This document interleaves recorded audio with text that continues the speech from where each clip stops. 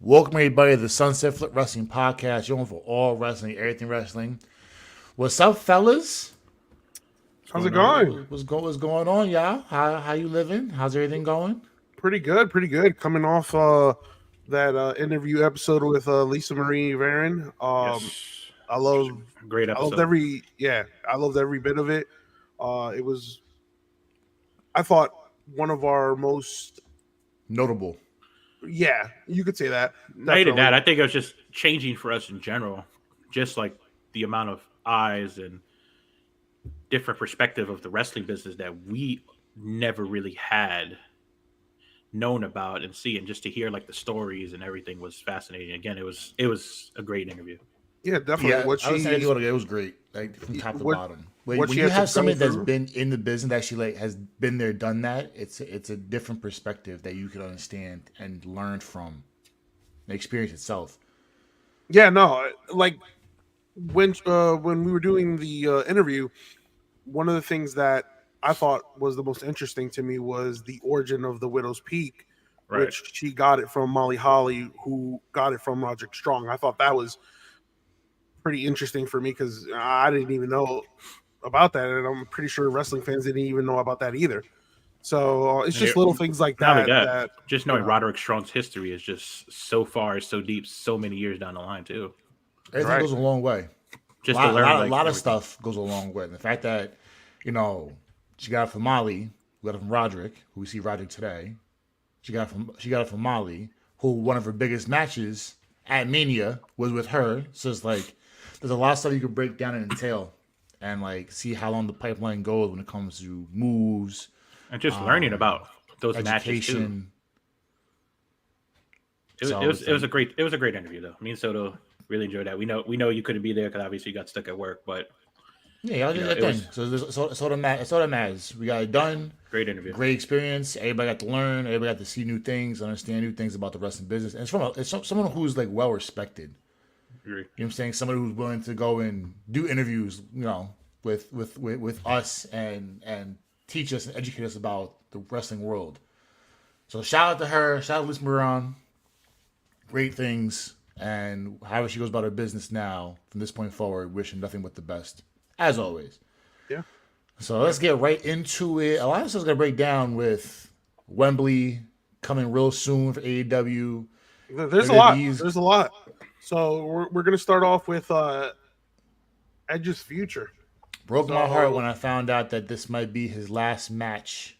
right. I don't So I don't think so, but I just You don't don't know know. what you're talking about. You saw the I, kids, man. WWE is going, yeah, but WWE's done that before, so I don't know.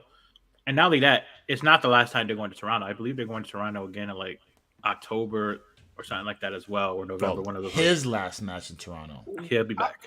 I but it don't could know. be his I last just match think ever. he has a lot of different options. He has options.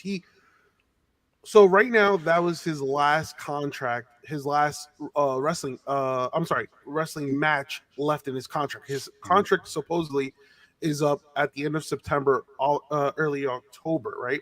Right. So till then, he's not going to be doing anything. He's not going to be working any programs, any feuds, he's just going to kick back and collect checks. From my, I think WWE dropped the ball in the last couple storylines with him, just in terms of a lot of different things. I mean, they just didn't really have anything for him, which why I say he has different options Yeah, because but I think that's been the common theme. If you hear a lot of wrestlers talking about it, they don't have things for them. Obviously, I'm glad he fought Sheamus because Sheamus was one that that said a lot of the things. he never wrestled Sheamus. Yeah, he never wrestled, but not only that, Sheamus has came out and said that the Bloodline storyline has dominated things. And granted, yes, it has, and it's been a great storyline. Granted, if you realistically think about it, what other prominent storylines are really behind the Bloodline that really have you It's captivated? that's just how That and that's the problem. And And and you're right, you're right. I think the Bloodline is the storyline, but there's other storylines that are like I'm not saying on its way, but it's on the come up, and that's the Judgment Day storyline. well, yeah, You know, but besides that, yes, you are right. Other than the there's not Bloodline, many. there's not There's many. yeah, and But that's it's Edge's. also That was one of Edge's things too, because he wanted the storylines, like you said. He wanted to, like, I remember he would have been in the Judgment Day still if it wasn't for the route they wanted to take it, sci-fi supposedly. So think about it like that too. So, So it, there's a it lot is of what good it villains. is. Like no one knew the Bloodline would be this strong of a storyline, and that's shout out to Honestly, Roman, Paul, I'm not the trying to be Usos. cocky, but I did know it was going to be good because it's Paul Heyman, bro. Anything Paul Heyman touches is. As a lot of things that Paul Heyman's done that tried that didn't work out. But recently, this happened to hit, and it's still scorching hot. It's actually getting better and better as the months go on. But that's not the locker room's fault. That's not creator's fault. That's I think Edge is a WWE for lifer. As much as there's that noise of him going to AEW to fight Christian or team with Christian. Well, That'd be nice. that was the other option. As I was explaining earlier, because he does have that AEW option, and yeah, that seems likely. I'm not saying it's a sure definite, but he does have connections with rosters, with the roster in AEW. Yes, you mentioned Christian. We know the history between Edge and Christian. Right. Now, there's also Cash Wheeler and Dax Harwood. Remember, they were the ones who helped prep Edge when he first returned in, I think, at the Rumble, right? 2021, I'm guessing. Right? Yeah, they helped him. No, they just helped. They helped 2019 because he came on during COVID. Yeah. Oh yeah. Okay, that's right. So he came when they had the first audiences back. It was 2020. My fault. So they've given Edge a lot of reps, a lot of time, a lot of airtime, and he's had a lot of good matches in WWE since his return. It just, some things go a certain direction, things die out, things end, some things keep going. And for Edge, it happened to be where it just didn't end up being what they wanted to. I also think he's doing personal things too. He's doing the Percy Jackson show for Disney Plus. Yeah, he's moving. He's doing a bunch of things as well to prepare himself for his retirement. When he retired the first time due to injury, he was on Sci-Fi. He was acting. He was producing, directing. So he got into that business. He said he loves it. He said when he retires for good, that's what he plans on doing. And now he's getting back into it again while he's currently wrestling. So it's just a matter of time. You just got to see how things pan out, see how things go, and whatever happens, it happens. Yeah, no, and you know what? Going back to what Henry said about Edge being a WWE life, I also think that way, but you just have to see your options because if I'm Edge, right, I'm willing to listen to what AEW throws my way because Tony Khan, and he's gonna throw a bunch of money at you, right? Because like he did RVD, because he's loving that idea of reuniting Edge and Christian, right? And then. If I'm Edge, I'm like, well, if I'm looking at AEW's history of them, how they treat legends and how they're used, they take care of them, like staying in. They've had pretty successful runs, and Edge is nearing 50, or he is 50. He could still put up some great quality matches in AEW. Edge, so I'm not can saying get one more good run left. He could probably get one more payday, 6 months.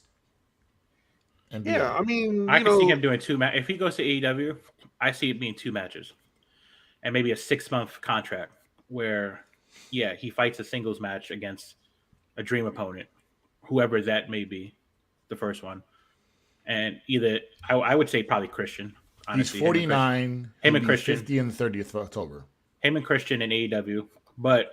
I do see them doing the tag team route where you have a certain other tag team that's in AEW that's been talk of retiring at some point too, the Hardy Boys, and reliving that feud one last time, which is Edge and Christian versus Matt and Jeff Hardy. I could see that happening in AEW at some point too, but I don't think it's going to be a long-term deal. It's going to be sort of like a RVD type deal. I don't think it's a one appearance, but maybe like 2 or 3 appearances, and then sort of like maybe I think it's going to be like a Sting type deal. Like there's going to be a feud. There's going to be a feud here and there. He'll show up with and then take some time off, return, kind of like what he's doing in WWE now. But the only thing is, it's like there's more. There's fresh new faces in AEW as opposed to WWE, where you already done that. And you already completed, you already achieved everything you wanted to do in WWE. So, Right. AEW is a pretty interesting, option. We go on for Lacey Evans being gone from WWE, which I don't think it shocked many people. No. There was nothing really, left. I think her contract was up. I don't think she. Yeah, really they chose not to renew it. She wasn't released or anything like that. No, I think she's been showing a lot of her outside businesses, things that she's been doing lately on her social medias and different things like that. So I think she'll probably go more of the independent route for a little bit, maybe go into indies. You never know. Yeah. That might sort of regenerate her career a little bit. Again, this is another person. Everybody was like, "Oh yeah, she should go to AEW." Like, why is Listen, she could go to Impact. She could go to Major I think League she should Wrestling. just do her own thing, and now you didn't go to like a promotion. I just think that there was so many inconsistencies with her bookings, right? Or her character in general. I didn't think it's booking; it's just character. They changed her character so many times. Yeah, and I mean, listen, the last one, which was the Sergeant Slaughter one, caused some controversy. Which is what I think they chose not to release, not to renew. I think Sergeant Slaughter had a hand in that a little bit because he is a well-known and well-respected WWE legend. Yeah. Sergeant Slaughter. I mean, realistically, her career went down here. She had the talent and everything, but when they got rid of her first gimmick, which is the Southern Sassy Belle gimmick, I think that was her best gimmick, and they destroyed it. And then they were flip-flopping her between face and heel. Like 1 week she was a face, and 1 week I think she went from being a heel to a face to a heel. You're killing the character's development, overall things doing that. You got to just keep it consistent. To no fault of her own, her No, push, of course not. but her push officially ended when she got pregnant. Correct. Yeah. And it was because she was starting to pick up some steam. Remember the storyline with her and Ric Flair, where she was going to feud with Charlotte Flair. And then that whole storyline had to be dropped because, she announced her pregnancy. Right. And then when she returned, she was repackaged as a babyface, and then with, her military background, but that wasn't even received that well, but from the crowd. A week or two, and then she went back to being a heel for a little bit, and then she went back to a face again for 2 days, It and just then made back no to heel. sense. I mean, listen, we wish her the best. There's so many options out there. Who knows? Maybe she returns one day, but I think right now she's going to focus on her personal life rather than her wrestling career. As she Correct. should. Correct. Yeah. We go on from that to Jimmy and Jey Uso being held off for now. So the story here is that there were rumors saying that Jimmy versus Jey Uso might happen at Payback, but they want to hold that match off because they want a bigger stage. And there's no bigger stage than possibly WrestleMania, which is probably why Jey Uso is, I guess you could say taking this Quote hiatus. unquote, leaving WWE. Survivor Series. You got Survivor Series. You got Royal Rumble, and then really WrestleMania. Honestly, those are the next big events. I mean, I think it's not them being held off for now. I think it's two things. I think one, I think Rikishi accidentally said that he was going to be a special guest referee for the match. Yeah. So I think that came out. So that might have been why they pushed it back, because that wasn't supposed to come out. It was oops, I said something by accident I should have said. And number two goes to the storyline thing. I think a lot of the writers and everything are starting to feel the pressure from the fans that they want more tangible storylines than the bloodline. So, and I think this is the sort of in between where we're going to start getting a lot of hopefully meaningful stories behind the bloodline, so it could keep us going instead of having to sort of rely on one story. Because if you realistically think about it, yeah, they said they're in the bottom of the third inning, right? But all good stories do come to an end. So realistically, we got to have some other storylines to sort of keep us going. So I think that's one of the reasons. I think it's just they're going to stretch this storyline. They have to get to the Rumble. If they get to the Rumble and then the Mania plans can begin, then they're good to go. Well, this storyline, they're going to stretch it because they're going to incorporate new characters into this storyline. Well, they said that one match is out of the question. is a fatal 4-way between all of them. That was ruled out of the question, meaning no Roman versus Solo versus Jimmy versus Jay. I That's mean, I not think it. they should. That would be a great idea. That'd be everybody's fighting. Once everybody's. I beefing think with they everybody. ruled it out just because I think eventually Jimmy and Jay are going to reunite again. I think this is sort of a thing where they just like. I think this is just going to be a one-off where they've both been wanting to fight each other, and it's just this is where Jay is going to show Jimmy that, yeah, I'm main event Jay, but I'm not going to be like Roman and be, you know what, puffing and full of myself and whatnot. And I think they sort of reunite. I don't think it's going to be like their long-term going singles direction. That's my honest opinion. It could go that route. It could also go, the route that Jimmy is actually jealous of Jay. And the idea of this match being held off till WrestleMania, I'm not opposed to it because that is a big match, and that's a match that they both have said publicly that they wanted a one-on-one match at WrestleMania. Right. So you can have a Survivor Series match, a Team Jimmy versus Team Jay. I think so you could Survivor have, Series you is gonna be could, something you like could that. definitely have like little, bouts between them along the way, or you can do a trilogy where all right, Jimmy beats Jay in one match, like kind of like what we saw with Brock Lesnar and Cody. So Jimmy beats- where's William Regal with the War Games? When you said that, there you go. You could also have War Games. I thought the rumored War Games this year was supposed to be like Cody and a whole bunch of other them in the War Games. That was the rumor for War Games. Like you said, you've been saying for the longest time, Cody is going to get back into that story. So I thought, correct me if I'm wrong, I think that was going to be part of it. Well, listen, if there's a War Games match, right, there's probably going to be one or two, right? A men's and a women's. There's going to be, you yeah. can No, say? that's confirmed. Okay. There's going to be two. So the men's, if I'm booking it, right? Correct. Obviously, the bloodline no longer completely together, so I wouldn't even consider putting them, right? I would put the Judgment Day, right, with the addition of JD McDonough against, let's say, Sami Zayn, Kevin Owens, Cody Rhodes, and a fourth.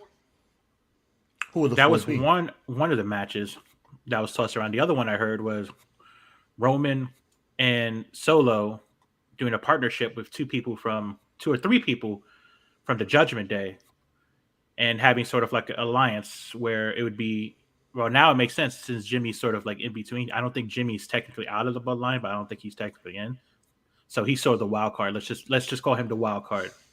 Because he could be in that. If you said it could be Jimmy and Jay versus each other, which is a great idea at Survivor Series in a War Games match where you have Team Jimmy being Roman Reigns, Solo Sikoa, and two members of Judgment Day. Since remember, they had that alliance back in the day where it worked. I'm just going based on history and story purposes. Versus Team J, which is Sami Zayn being his number one partner, and then reuniting finally, putting a thing on that. So you're incorporating two storylines into one. Correct. match. You got Okay. Kevin Owens, you got Cody Rhodes, and you got somebody like another person being, I would say this, either a Riddle since he has history with them, or somebody who's been rumored to be coming back for a while. We don't know when, but it's probably around that time. Randy Orton. If he's actually healthy to go. Well, they say he's going to be healthy around that time. So It's going to be interesting. You mentioned Riddle, but I feel like Riddle right now with the new partnership with him and Drew McIntyre, which I'm not buying it because I feel like Drew McIntyre is on the cusp of a heel turn. So I'm waiting for that Claymore kick just to. me too. I was waiting for that on Monday Night Raw, and I'm just like, and I'm like 3, 2, 1, hit him. But how great of a match would like Team J versus Team Jimmy be at Survivor Series, leading to a match to them, like you said, at WrestleMania, so to which I agree could happen, or Royal Rumble. Right, you're gonna have to. I think what WWE has done really well is stretch storylines, right? Right. And if you really pay attention, that's what they're doing right now with Cody Rhodes. Right. Everybody with this whole story with Cody Rhodes saying, "Oh, I have to finish the story," and all that. This long year has been Cody Rhodes' redemption, aka the John Cena arc. The payoff needs to be him winning a belt at Mania. That's the. I don't care what. Question is, Which belt? Because, like I Doesn't said, No, it's gonna be the WWE Championship. If you guys looked at the media scrum, they asked him about the World Heavyweight, and then he was like, in other words, that is a prestigious belt, but the story ends with the WWE Championship. right. So So whose record is Roman going to pass before he actually loses the title? That is the big question. I don't know. Whatever is the closest one, obviously. The only two that are close right now are San Martino, the first one, not the 2000 reign. I think Kurt Angle has said he should break the record of 2000. I'm like, no. No. Kurt Angle said he should break San Martino's record of like 8 years or something, 7 or 8 Yeah, years. no. I'm like, that's too much. Everybody was getting at him for that one, for that take. And Kurt's entitled to his opinion. And granted, that's what he wants to see. But I just don't think there's enough storytelling to get him through 7 or 8 years of it. I'm just going to be honest with you. They're moving way too fast if that's the case, but they're not going to do that. Yeah. Bruno is a staple in wrestling legacy, I think that record, and all that's a the record that should guys, never like I be said touched. before, all the guys that are taking care of Roman now for the championships, Right. and like his storyline, all those guys came from Bruno Sammartino. So they're not Yeah. going to just have. So- This is the guy that we're going to put. If you pass Bruno Sammartino, you better lock Roman Reigns into being like top 3 all time. Yeah, but I think just real quick, just to bring it back into focus, Jimmy versus Jay being held off right now is a good idea, but I don't think it should be held off too long. I think they should, like I said, Survivor Series, like Soto said, Team Jay, Team Jimmy, tied together with Judgment Day and all the other pieces together to bring it back in. Sort of be like, oh, we're picking up this story again, because like Soto said, there's a lot of unfinished business with Cody. There's a lot of unfinished business with Sami Zayn, Kevin Owens. I'm not gonna even throw that. Riddle, Orton in there. Remember, you got Not Rey even that. Mysterio. They've with, also Judgment Day. teased Roman and Solo, so that's Correct. only a matter of time itself. That's going to be a great match because those two are fantastic in the ring. That is going to be. I think Roman and Solo could happen as early as Royal Rumble. To be honest with you, And I want to throw this out there. I know this is new, but Umaga's son is a wrestler, and I would love to see him incorporated into future WWE. if Well, they sign him somehow. when he's done working in Booker T's program, Correct. So Correct, but that would be interesting if he came into it and says, "Oh, you honoring my dad, but you're also stealing my dad's move. That's my move," and having a feud with Solo too. That would be that's in the very, very, very, very far future. yes, but that would be A1 too, because his Umaga's son, for those who haven't seen, is a really good wrestler right now as it is. So yeah. So we go from one major company to the other. I need your thoughts on AEW's All In card. can I do sound effects? I mean, we'll wait and see. It's been no build. There's been no really good hype for it. It's just sort of a card that's put together, copy and paste. All right, I'm being harsh, but it's the truth. I personally believe that that Tony Khan really rushed this. He had all the time in the world, and he just waited 2 weeks before the actual event to start name dropping matches. I thought that was poorly done. Can I say the- Booker like you of the said, year? The build up, I think Tony Khan's, in my opinion, mission was to break all sales and whatnot. Well, He you was already more did that. focused on the sales. Shattered No, them. right. And you know what? Congratulations, and we're going to talk about that, and well deserved. But the product itself, the matches, it just came out of nowhere. I'm going to say this, Soto. Yeah, well deserved and everything like that, but it's going to hurt them in the long run, because if they sell out a thing and have a big event, fans are going to see that as this is a big event. Number one. Number two, you're going to charge a crap ton of money, and it's not going to deliver unless they have major, and I mean major surprises planned. I don't see this being like on par with WrestleMania or anything like that. This being their WrestleMania. And to me, I think that's going to rub fans very wrong. And when AEW chooses to do big pay-per-views again, they're not going to trust AEW because of the booking and how poorly this has been done. Within 2 weeks, basically, like you said, everything's been planned out and promoted Like you had a fatal 4-way match for the AEW Women's Championship with nobody knowing who the fourth person was going to be for a hot minute. All of a sudden, oh yeah, let's just toss somebody in to have a match and toss somebody in there. When you could have left that spot open and be like a mystery person, you could have left it all the way open to the pay-per-view and had either A, somebody returning, or B, have a surprise debut.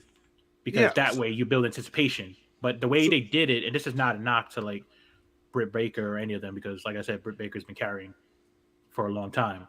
But the way she was sort of tossed into it, it was just complete and utter bullshit. And I'm just going to call it what it is. Right. Because realistically, we know who's going to win that match. It's a given who's going to win that match.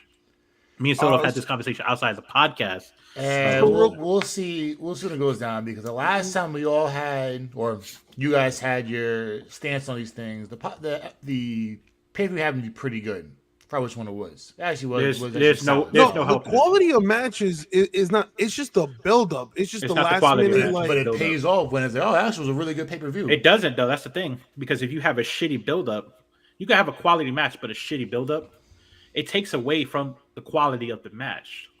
You're talking about a match potentially being 3.5, 4 stars, going down to 2.5, 3 because of how. But if it's a 5-star match, why would you not? Oh, wow, because there's no hype to it. That's like saying you're going to toss Ricochet, going back to Ricochet and whoever else in the match. They have a 5-star match and they have absolutely no build. Then it goes down to 3.5. But there's no build up, so you have no story. It doesn't matter if the match. Never mind. If the match pays off, then the match pays off as a great match. It doesn't matter how good or bad the build-up is.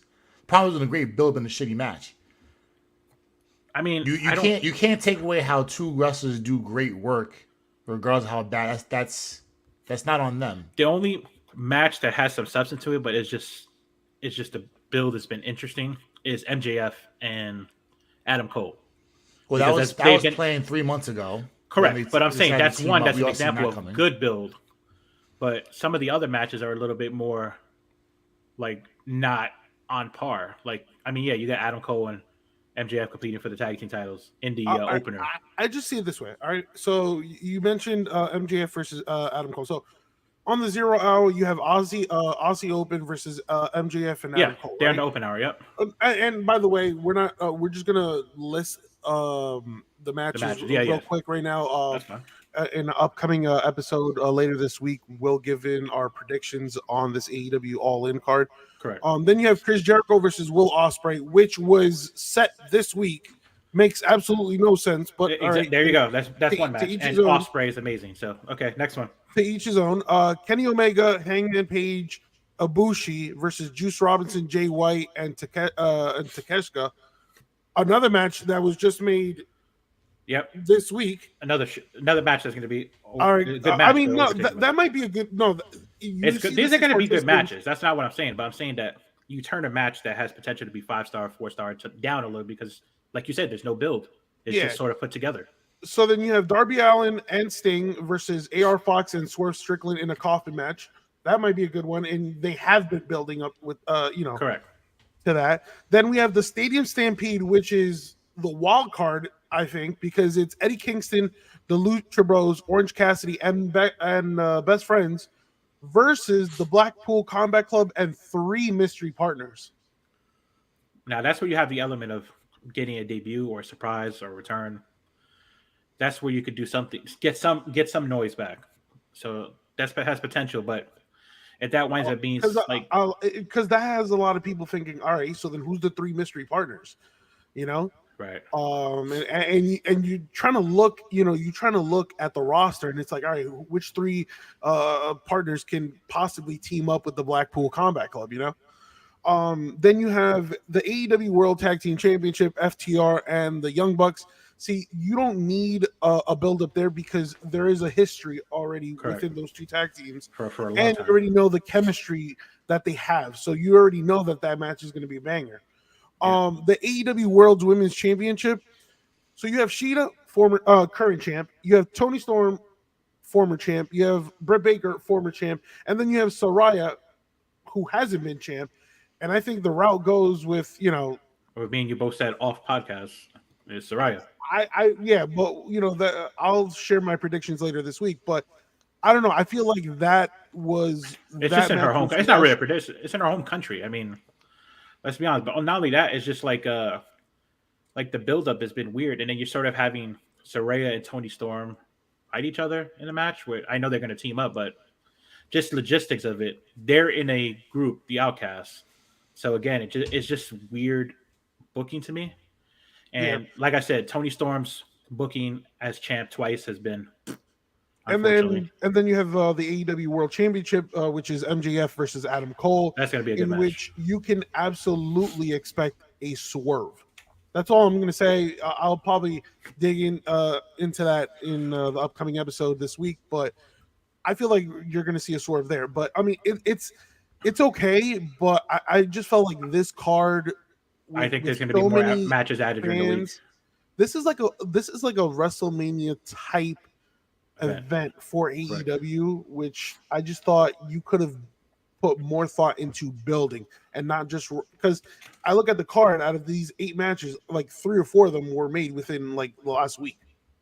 But my question is, AEW usually has more matches, so it's weird that their card is so thin. True, but they're afraid of going over the limit and making matches shorter and stuff like that.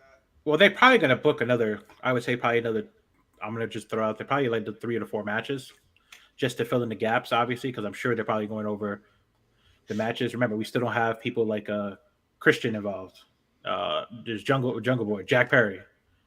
There's just a lot of different people that have storylines, because obviously we know Jack Perry. Oh, and then I also Hook. missed. I think CM Punk versus Samoa Joe is actually Yes. happening, right? Yeah, Oh, and so that, they the have 9 history, matches, so there's 9 no need matches. to go into that too. Obviously, since the RH days and everything. So, I mean, there's going to be more matches. I think. I would say 3 to 4, but I think those matches, if they put them together, need to be matches of what's going on. So one would be Jack Perry versus Hook, obviously the build up to that, for Jack Perry going after all the ECW legends and everything like that. And then you probably throw in another 3 matches. You get another women's match in there. You got Chris Statlander, who's had to have a match. Maybe something along the lines of that. So we'll see. So we're going back to the point of the whole, if the matches are good, you're going to kill the booking because the matches are great.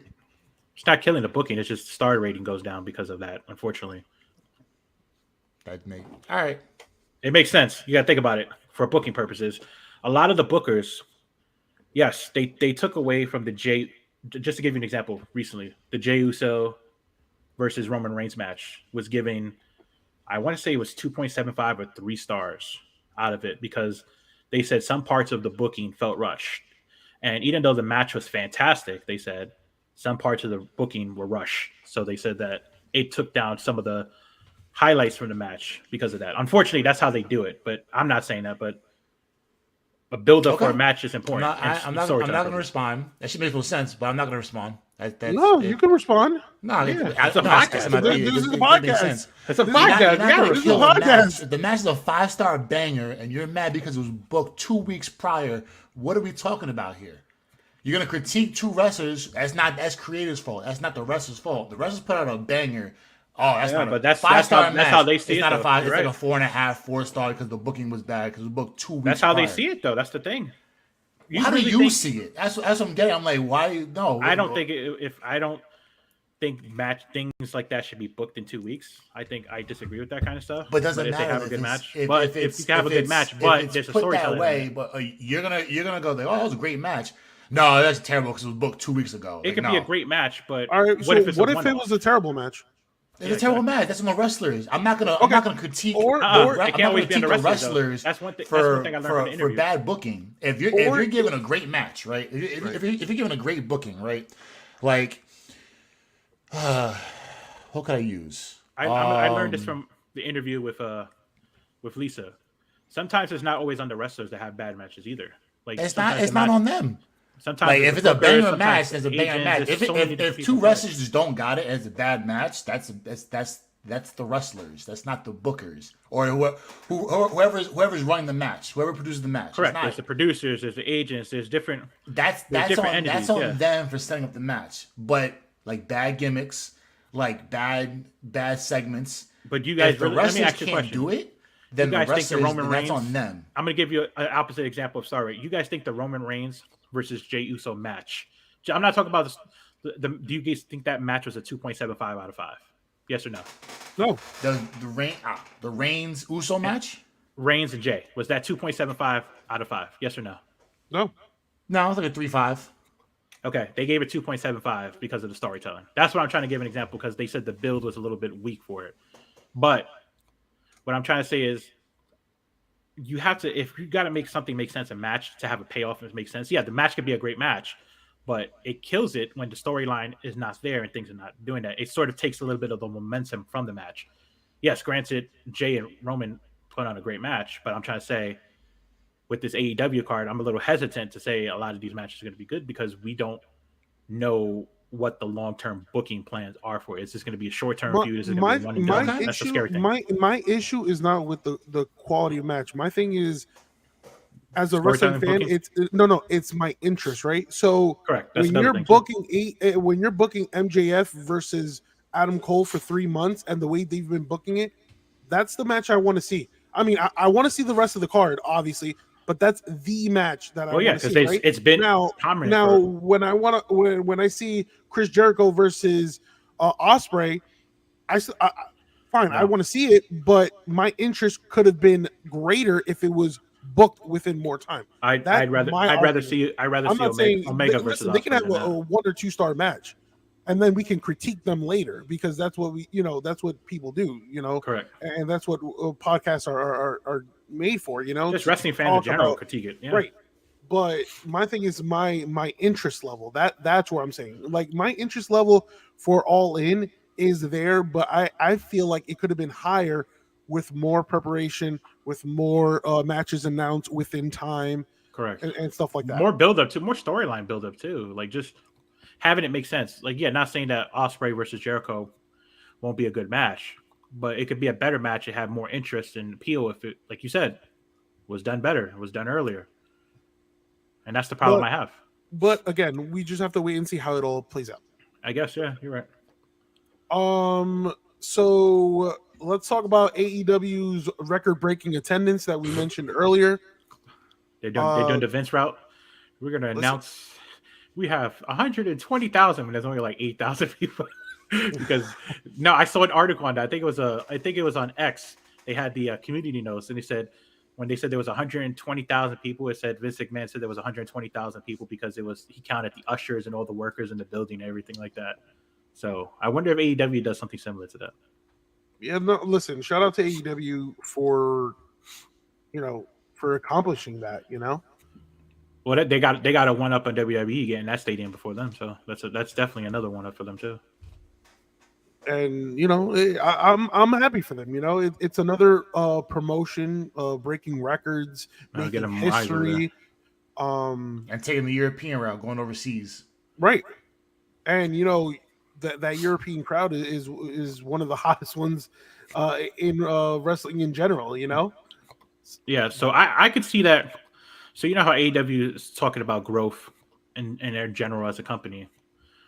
I could see that sort of, them piggybacking off that. If I think All In will be successful for sure, but they should do something where they sort of have their own promotion out there too, where it's wrestlers that could interchange between United States and like Europe overseas, sort of like how WWE did with a lot of its wrestlers, and what they're trying to do again by having NXT Europe in the future. I think having competition like that overseas is bar none. Obviously, wrestling overseas is bar none. You gain a lot of experience. Just goes to show that the fan base outside of the States is larger than what people really think it is. Oh yeah, look at and not only that, because a lot of people from the States are traveling over there. You got Australia, you got England, obviously UK, you got where else you got India, ton of fans over there, Saudi Arabia. Yeah. There's fans everywhere, man. I mean, at the end of the day, much props to them. Exactly. And hopefully, this AEW is another route. If because before it was like, all right, WWE was the destination. Now you have AEW, correct? Which you have options, and you can decide whether if the WWE route doesn't pan out, then you have the AEW. And from what we've heard from from what we've read from previous wrestlers is they tend to give more opportunities there. Now, booking is another subject, but it's another destination where wrestlers can go. Yeah. Let's talk about the bizarre Texas Chainsaw Massacre death match from this last episode of Dynamite. That was more to hype the game up, which if any of you fans out there, the game is actually. And they got a really good deal. I think AEW got $100,000. They donated that money. Yeah, they don't. Yeah, I was going to say that they donated to charity, which that's a tremendous thing to do. But the match itself, that was bizarre. And then towards the end, you have Leatherface come out. But anyway, I think it was a stick for the video game. Yeah, and the video game is fantastic. I'm just gonna throw it out there. It's a lot of fun. Oh, you played it? Yes, it's free on Xbox for those who have Xbox. Is it like it's like the Death by Daylight, right? It is sort of like that, but graphically it's better. It's more of a hybrid between Dead by Daylight and the Friday the 13th games. It's the company that made Gun Game, made Gun Media, made Friday the 13th. They made that game, so it's a hybrid between both of them. Okay. So it's really good. They have different maps. You can rotate. You could be the family, or you could be the survivors. I've been Leatherface a couple times. It's actually very hard to play, but it's fun. Well, we might have to test out that game. It is fun. It's free. It's free too for those who have Xbox. Perfect. And they will have future DLC for it. So I am all for it. Got you. Onto some rather serious news. For those who don't know, Cash Wheeler was arrested, and yeah, this made all sorts of headlines. So he was given a $2,500 bail on Friday. I think the incident occurred on July 27th. Now Thursday night into Friday morning. Right. Yeah. He was charged with one count of aggravated assault with a firearm, which is some serious shit, Yeah. Not now, nothing to be taken lightly. No. Yeah. What are your thoughts on this? We'll see how it pans out. Aggravated assault with a firearm. Hey man. I think I tweeted it. I was like, listen, you're representing a major sports company. You have to act and think smarter than that. And you're in the great, wonderful state of Florida. And you can't be having these road rages. I mean, listen, I think everybody at some point goes through road rages, but to flash a handgun, you are a grown ass man and you gotta walk around and go crazy like this. Whatever happened. We don't know the full details. When we find the full details, then obviously we'll give a better perspective on it. Let's just say he was stupid on his part. Let's just call it. He just did some dumb shit. He's stupid for that. You know what I'm saying? Like, correct. He's married with kids. I can't try to think off the top of my head. I'm not sure. Either way, if he got a family behind him, like if he's providing for somebody or for people, why are you doing this? What's to do Thursday? There's a lot of things to do Thursday night. Thing is, though, I can relate to that. Florida. Sometimes when people get mad, like a lot of times, just when you get mad, you go all the way and flashing a gun. What's flashing? Unless you're gonna shoot somebody, you're not thinking. What's the point of flashing a gun? It's sort of that thing where you're not thinking. Sometimes you get so mad, you just see red. Granted, you're supposed to slow down, think, sort of process things, but not everybody has that mentality. Somebody like me, I used to be more of a hothead and sort of impulsive, and I'm still impulsive to this day, but I've gotten a lot better. You still gonna flash a gun at somebody, honey? No, I'm not. No, that's what I'm saying. I've gotten better at controlling things. Personally, me, I don't have a gun. I want to own one, but that's what I'm saying. But I'm not condoning. I'm not condoning it. But Right. I'm saying in situations like that, like people don't think, and that's where I'm saying you got to take a step back and sort of say, how could I have done this better? What can I do better in the future? Like he didn't do that. He sort He of just just did some acted dumb impulsively. shit. He's stupid. Now here's the consequence. You're a grown ass man, flash the gun in I, front of people. I just think he, like everybody here thinks, he just didn't act didn't in think. a responsible way. Listen, again, you are one of the faces of a sporting, one of the biggest sporting companies. And everybody knows who you are, kid. Like, right. And now, if the other person, right, flashed the gun, then you know what? I would say, listen, self-defense, right? But you don't, in the situation of a road rage where you're going back and forth arguing and you're the one who flashes a gun, it's like, come on, you got to be more responsible than that. He wasn't thinking. He was just acting impulsively. He was mad. did some dumb shit, He and put it now out. you gotta And that's deal what I'm with saying. it. In situations like that, it takes time. It's not something you develop over years. But when you get angry, you sort of got to say, "I'm not going to do something stupid that's going to get me in trouble." He didn't do that. Yeah. And like I used to be one that used to just act and say things stupidly back when I was younger, and I get myself into trouble. But over the years, I learned you sort of got to take a step back and just realize you can't say stuff. Not everybody has that mentality like me to think that, or other people, and that's understandable and that's fine. But at some point, when people do dumb shit like that, you got to realize I can't do this again. I'm the face of a major company. They rely on me. Family, friends, whatever it may be. I got to do better. And the first thing he needs to do is just come out and say, I made a poor decision.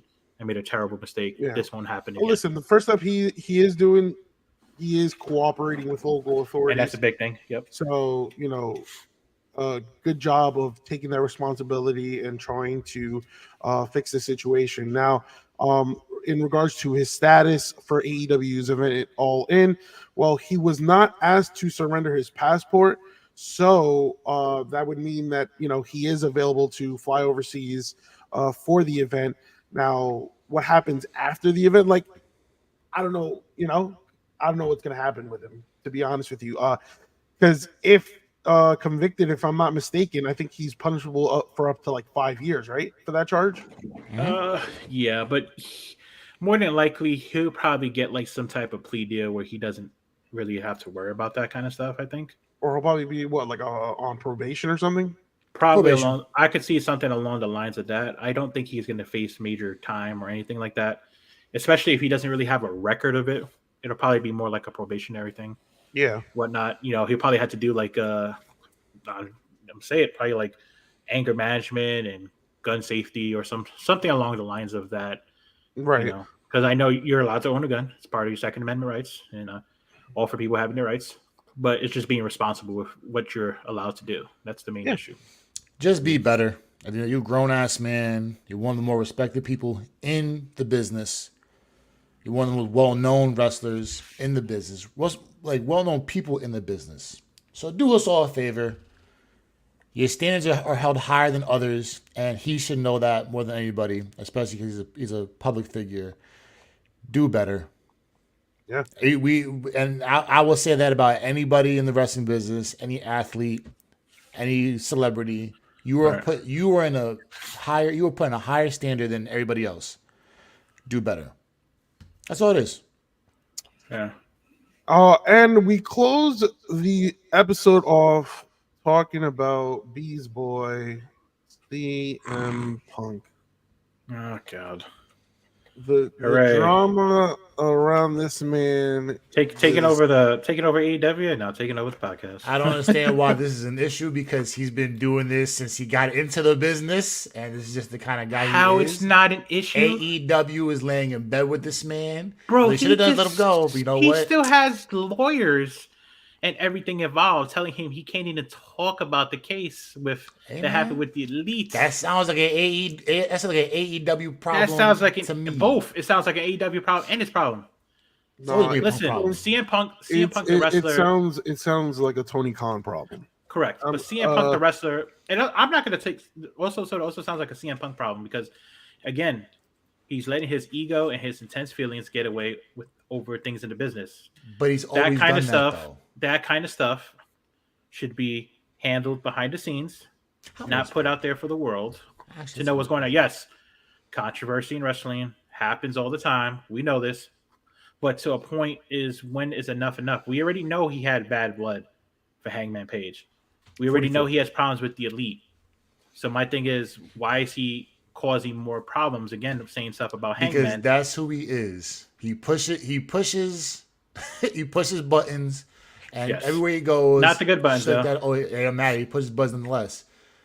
Great talent, but you're a knucklehead. You're a hothead. You do a bunch of dumb shit that should not be. Yeah, but you could be a great warranted talent, altogether. but then eventually you wind up being like freaking alienate yourself from the business.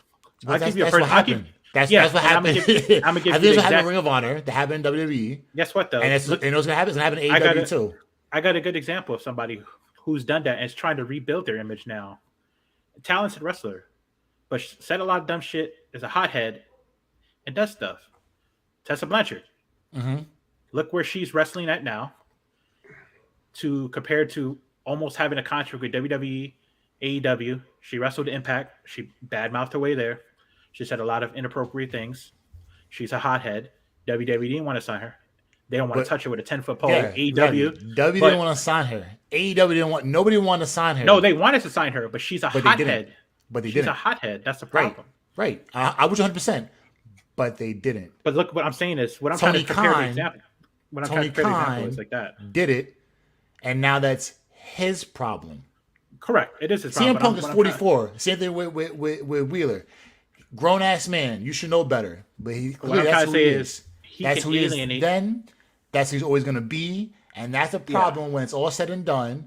And he looks back in his career, great times and all these great promotions. And you know what happens? Damn, I could have had 5 more years at WWE if I didn't do that. Now, granted, Well, he can the alienate ending wasn't us. really on him. But he's But alien. there's a lot of shit you WWE did also has that part led in that. to We that. know that. All And right, then so AEW, same thing. You're doing will a lot of shit now. will CM Punk be the downfall of AEW? I don't Will think he he'll be be? the. No, I don't think he'll be the because Because, nobody's downfall. bigger than because the I business. feel right now, based on the stories that are coming out, I'm not, we don't have that pull where we get to contact a lot, people and whatnot. But That'd be dope. based on the stories coming out, it looks like he's causing the downfall of the AEW locker room. He's causing tension in the locker room again, the same way he did when he did. Because let's hold on. All right, so When he came back, what was the first thing that came up? the shot that he took at the Young Bucks. Okay, that's one. That I see. oh as no! a Since shtick. he came back, there's a lot of things that happened. No, That was the but he first thought- thing. he- Keep no, he going. mentioned the first thing was the shot Oh, at the yeah, Young Bucks. Yeah, where that was the he first called- thing. That's more where for he like said- Ignite Wrestling. Okay, Yeah, what's the he next said one? the Shot at the counterfeit Young Bucks. Bucks. You know, he even though he said it wasn't a shot at the Young Bucks, that's It full was. of shit. It wasn't. It was. You Okay. say that to save face. So here's what. All right, so that's one, right? Then after an episode of AEW Collision, CM Punk cut a promo on Hangman Page dissing him and his like merchandise sales. That's 2.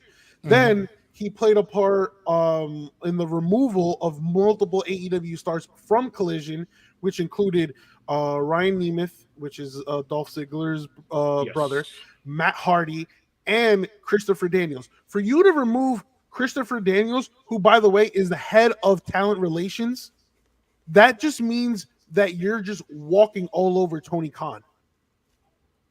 All right, so that's Sounds like a One, two, Tony three. Khan problem to me. which is why I said it's a Tony Khan problem. 100%. Then you had him clash with Jungle Boy, Jack Perry. Mind you, this one I side with Punk because they were discussing a possible angle in which Jungle Boy wanted to use real glass, but CM Punk was against it because it was too dangerous. So Right. there, I kind of, I definitely side with CM Punk, but it's another relationship that you're messing up with. To be honest with you, it's just when it comes to Collision, it's a hot mess.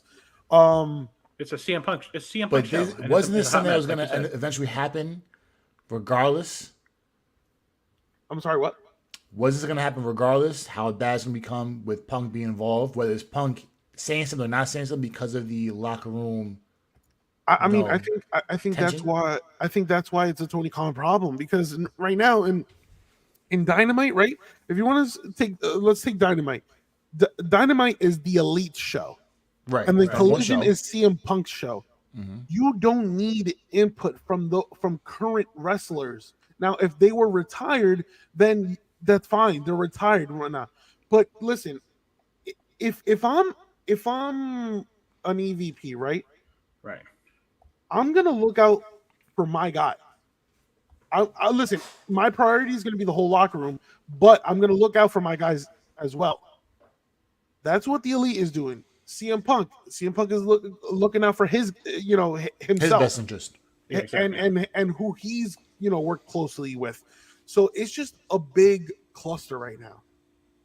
It's just a big cluster right now, and I don't know Who how. pulled the triggers on all this going on? It's only one man. It's only Tony Khan. I mean, listen, wasn't there Mhm. the report where when CM Punk returned, he sat up or he stood tall, yelling "CM Punk, CM Punk." Now I don't know if that's true or not, but yo, my guy, like Yeah. the rift that he has caused within the locker room. Now, regarding Too much of a rift, I think, but now it's just my opinion. here's my thing though. CM Punk has done all these things, and there has been reports that he has after the shoot on Hangman, he apologized to Hangman via text. Then with Ryan Nemeth, everything, they shook hands, everything is under the bridge, they're good. But before that, he was like, "Oh, do you want to go outside?" Because of a comment that Ryan Nemeth said, that saying, "Oh, I think he said he called." Ryan Nemeth said "softest man alive" in reference to CM Punk. So which I is mean- a shot as his best in the world type thing, softest man. I just want to All know this, what Punk's CM been Punk's doing this. motive years. is. He's been Yeah. doing this for years. He's never gonna change, and that's why people love him, and that's why people hate him. Tony Khan, when shit got south for the first time, should have said, "You know what? Let it go." But you know what? He didn't. So you know what? Punk's gonna keep running around and do what he want to do no matter what. At the end of the day, Tony Khan needs to have some fucking nuts and say, "Yo, Punk, either you chill the fuck out or I'm cutting you." He's not gonna do that. He didn't do it the first time. So Right. he get really, really bad. Right. You know what? Now you go. No, That's no. a downfall. Listen, Tony I have- Khan is a downfall of AEW. He created Correct. it. He's a downfall for it. No one man is bigger than a company. We've seen Yeah. that with everywhere else in the world. Hulk Hogan was the man. Oh, Hulk Hogan is WWE, WWF. He left. Somebody else replaced him. Stone Cold's always hurt. Oh no, we're in trouble. Stone Cold left. They've gotten better. John that's what- Cena. Oh my God, John Cena is the greatest of all time. Da, da, da, da, da. WWE's been better without him. Time moves on. No one man is bigger than the company. Vince McMahon. All that shit that went down with Balco and all that shit that went down with the allegations and what went down. He was out the company. What happened with the company? It got better. Sold. Yeah, They no. made they made money. They're booming right now. They've been booming since COVID. Right. Yeah. No fans. Oh my God, the fans are a big issue. Da, da, da. There was nobody in the stands. They made the most money in that quarter, in that year, than they made in the past 5 years. And there was no fans. Yeah. No one person is bigger than the company. I just think, listen, this what you just said, it all falls under Tony Khan. Tony Khan is allowing it to happen, so CM Punk will continue to do so. Yes. Because there's nobody who's going to say no to CM Punk. The only person that can say no is Tony Khan. And he's not And doing Tony Khan that. has been saying yes. Yes. So that's Mr. a him Punk. problem. And you know what? That's not CM Punk's fault at all. No. Now, yes, his behavior has caused problems and controversies and whatnot. But again, it all falls under Tony Khan. He's allowing it to happen. He continues to let it happen. And if he continues to do so, we might see the beginning of the end for AEW. Because he is allowing CM Punk to run. He's allowed CM Punk to run Collision. He's allowed the Elite to run Dynamite. They do not get along.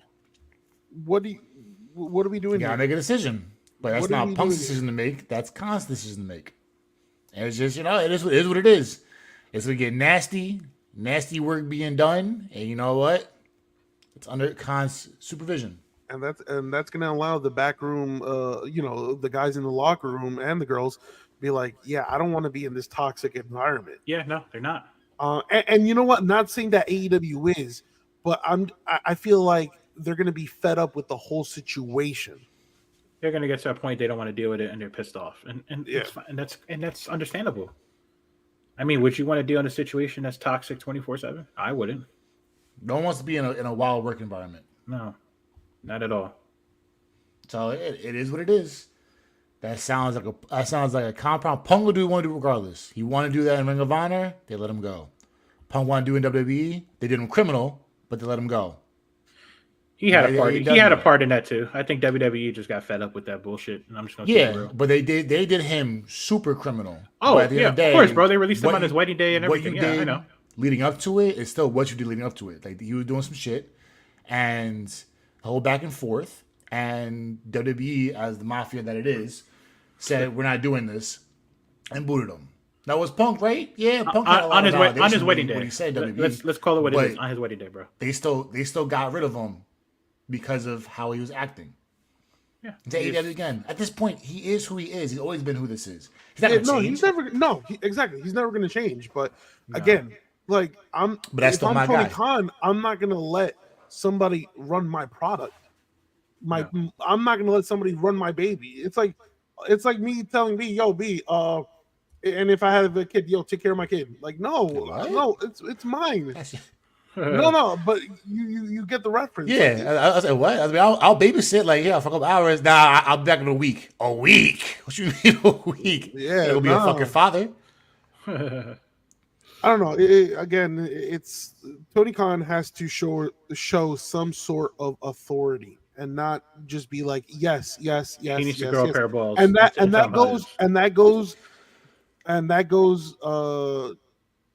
with saying the same thing can be said about the elite. Like he cannot just give in to whatever ideas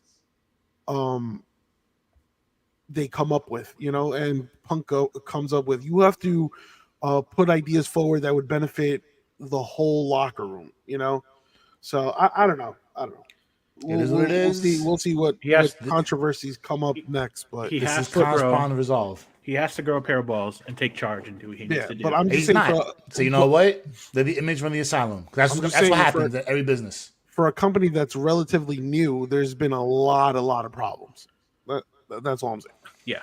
So it be like that. It is what it is, and unfortunately for us, it is what it is for us. That'll do it for today's episode of the Sunset Flip Wrestling Podcast. We appreciate you guys. Oh wait, hold on a second. What did I see right there? Somebody hit that link tree. Can we get that bad boy popped up? And tell everybody where we can go and view our place to go watch and listen to all of our episodes. We are live on Apple, Spotify, Google Podcasts, Podcaster, which is also known as the former Anchor app, which is collabed on Spotify. Yup. We got TikTok, we got Twitter, we got Discord coming up. That's just live, ready to go. We got the link for you guys. We got Instagram, we got Facebook, we got YouTube. We're on Twitch. everything. You name We're it, on everything. we are everywhere. We are for the people. Hope you guys know that. Well, I can't say Twitter no more. It's now known as X. But it's still Twitter. We're calling it Twitter regardless because, we don't believe in the X. That's fair. That's fair. If you guys want to start your own podcast, you guys can tune in on Podcasters, which is, like I said, formerly known as Anchor. If you want to start up, it's free, 1, 2, 3, like Henry with his podcast. And for us with our podcast we have here, all you need is your email, free and easy, 1, 2, 3.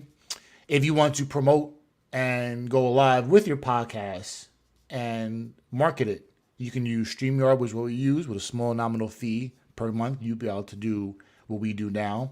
Or you can use Zoom. Zoom, same thing, small nominal fee. You can save your stuff, as always, in this and the third, and you can be joining us in the podcast world.